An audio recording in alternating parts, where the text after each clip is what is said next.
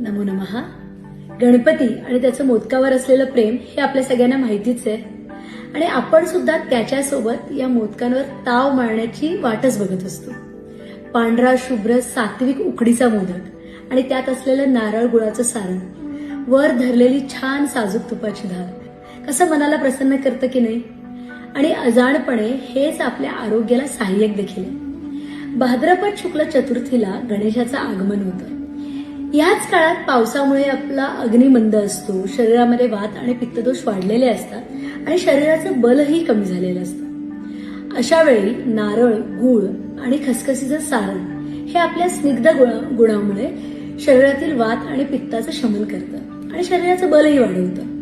तसंच जेव्हा हे सारण तांदळाच्या पिठीमध्ये भरून उकडलं जात तेव्हा हे मोदक पचायला हलके आणि पौष्टिक सुद्धा होतात आणि शरीराचं बलही वाढवतात.